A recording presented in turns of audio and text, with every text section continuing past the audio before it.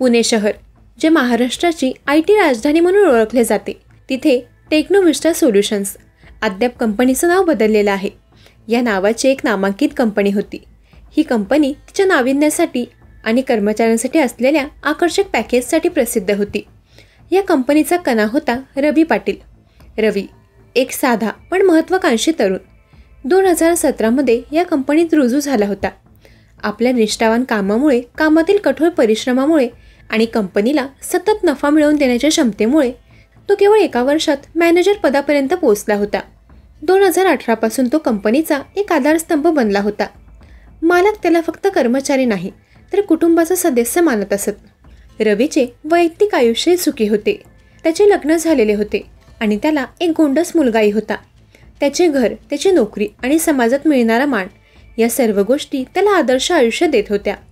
पण नियतीच्या मनात काहीतरी वेगळेच होते. 2019मध्ये आलेल्या कोरोना महामारीमुळे वर्क फ्रॉम होम सुरू झाले आणि रवीने या काळातही कंपनीला तोट्यात जाऊ दिले नाही. त्याचे नेतृत्व आणि विश्वासार्हता यावर कंपनीचे यश टिकून होते. 2022पर्यंत घरून काम चालले. 2023मध्ये कंपनीने पुन्हा कार्यालयातून काम सुरू करण्याचा निर्णय घेतला. कंपनी मोठी होत होती. अनेक मोठे प्रकल्प तिच्याकडे येत होते. रवीचा भाऊ अक्षय, जो MIDCमध्ये कमी पगारात काम करत होता, त्याला रवीने आपल्यासोबत टेक्नोविस्टामध्ये आणले. रवीच्या देखरेखीखाली अक्षयनेही लवकरच काम शिकून घेतले. 2023च्या मध्यापर्यंत टेक्नोविस्टाने प्रगतीची इतकी उंच शिखरं गाठली की वाढत्या कामाच्या ओझ्यामुळे आणि नवीन प्रकल्पामुळे त्यांना तातडीने मनुष्यबळाची गरज भासू लागली. स्मिता राठोड, रवीने मालकाशी चर्चा करून भरती प्रक्रिया सुरू केली. अर्ज आले, मुलाखती सुरू झाल्या आणि त्या आठवड्यात रवीने स्वतः मुलाखती घेतल्या. इथेच एका महत्त्वाच्या क्षणी रवीच्या जीवनात वादळ येणार होते. टेक्नोविस्टामध्ये आजवर फक्त पुरुष कर्मचारी काम करत होते. याचे कारण कंपनीची नाईट शिफ्ट आणि सुरक्षा नियमामुळे व्यवस्थापनाने मुलींना कामावर ठेवणे टाळले होते. परंतु याच मुलाखतीदरम्यान रवीच्या नजरेत एक चेहरा बसला. ती होती स्मिता राठोड. स्मिता अत्यंत आकर्षक आणि सुंदर. रवी तिच्या सौंदर्यावर इतका मोहित झाला की कंपनीच्या नियमाचे आणि आपल्या वैयक्तिक जबाबदारीचे भान त्याला राहिले नाही. त्याच्या मनात विचार सुरू झाले, मी मॅनेजर आहे, कंपनीचा विश्वासू माणूस, मी असं कसं करू शकतो? या विचारांवर पण हिला कामावर ठेवायचं आहे हा मोह भारी पडला. तोही द्विधा घेऊन त्याचा भाऊ अक्षयकडे गेला. अक्षय, कंपनीत कधीच मुलांना घेतल्या नाही, पण एक मुलगी स्मिता, ती मला कामावर घ्यायची आहे. रवीने संकोचात सांगितले. अक्षयने विचारले, ती खूप हुशार आहे का? अनुभव आहे का? रवीने स्पष्टपणे सांगितले, नाही, पण ती खूप सुंदर आहे आणि मला ती आवडली आहे. मला तिला कामावर ठेवायचं आहे. अक्षयने त्याला समजवण्याचा प्रयत्न केला. दादा, कामाच्या ठिकाणी आवड निवड योग्य नाही. तू विवाहित आहेस आणि इथे लक्ष दिलं नाहीस तर कामावर परिणाम होईल. रवीने आपल्या मॅनेजर पदाचा अहंकार दाखवत उत्तर दिले. तू कामाची काळजी करू नकोस, मी सगळं सांभाळेन, पण मी हिला कामावर घेणारच. अक्षयला माहीत होते की रवी आता ऐकणार नाही. ठीक आहे दादा, तू कंपनीचा मॅनेजर आहेस, निर्णय तुझा आहे, पण सांभाळून. रवीने एकूण 5 नवीन कर्मचारी निवडले, ज्यात 3 मुले आणि 2 मुली होत्या. त्यातील एक स्मिता राठोड. रवीने आपल्या चुकीच्या निर्णयाचे बीजारोपण केले होते. नोव्हेंबर 2023 पासून स्मितासह सर्व नवीन कर्मचाऱ्यांची ट्रेनिंग सुरू झाली. रवीच्या डोक्यात आता एकच विचार होता, स्मितासोबत जास्तीत जास्त वेळ कसा घालवता येईल. ट्रेनिंगसाठी त्याने एक नवीन नियम लागू केला. प्रत्येक नवीन कर्मचाऱ्याला एक सिनियर व्यक्ती ट्रेनिंग देणार आणि स्मिताला ट्रेनिंग देण्याची जबाबदारी रवीने स्वतःकडे घेतली. त्याने स्मिताला ट्रेनिंग देण्यासाठी वारंवार आपल्या कॅबिनमध्ये बोलावले. सुरुवातीचे 15 दिवस ट्रेनिंगमध्ये गेले, पण प्रत्यक्षात ट्रेनिंग कमी आणि ओळख जास्त झाली. तो कामाच्या गोष्टी बोलायचा, पण त्यासोबतच इकडच्या तिकडच्या गप्पा मारायचा.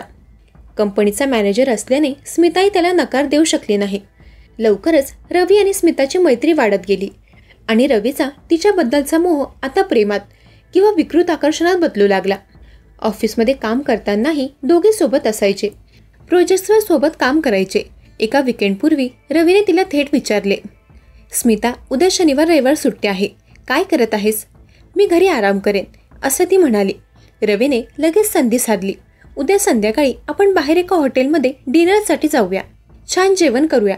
मॅनेजरचा आग्रह असल्याने स्मिताने हो म्हटले. दुसऱ्या दिवशी हॉटेलमध्ये डिनर झाल्यानंतर रवीने थेट आपल्या मनातले बोलून दाखवले. मला तू खूप आवडतेस, माझं तुझ्यावर प्रेम आहे. स्मिताला हे अनपेक्षित नव्हते, पण तिने पटकन विचार केला, हा कंपनीचा मॅनेजर, श्रीमंत, शक्तिशाली, यात माझाच फायदा आहे. तिने लगेच त्याचे प्रेम स्वीकारले आणि त्या दिवसापासून त्यांच्या अनैतिक प्रेमाला सुरुवात झाली.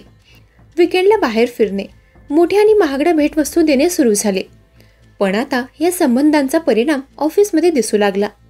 कामाच्या वेळेत मॅनेजरच्या केबिनमध्ये काम कमी आणि काम क्रीडा जास्त सुरू झाली. कामाकडे त्यांचे पूर्णपणे दुर्लक्ष झाले.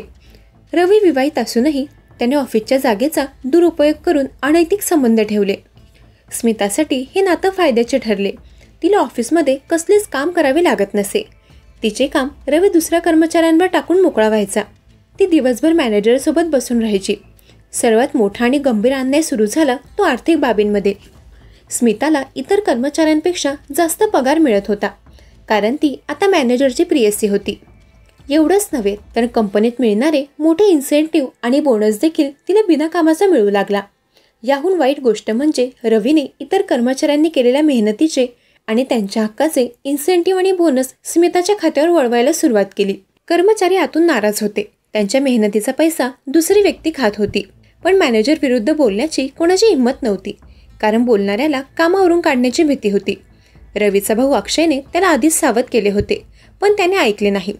कंपनीच्या ऑफिसमध्ये आता व्यावसायिक काम नाही तर रासलीला सुरू होती. हे सगळ्यांना दिसत होते. स्मिताचे राहणीमान झपाट्याने बदलले. तिने ऑल्टो कार खरेदी केली. ती फक्त ब्रँडेड कपडे, महागड्या बॅग आणि घड्याळं वापरू लागली. तिला वाटू लागले की ही कंपनी आपल्या बापाचीच आहे, कारण तिला जाब विचारणारा कोणी नव्हता.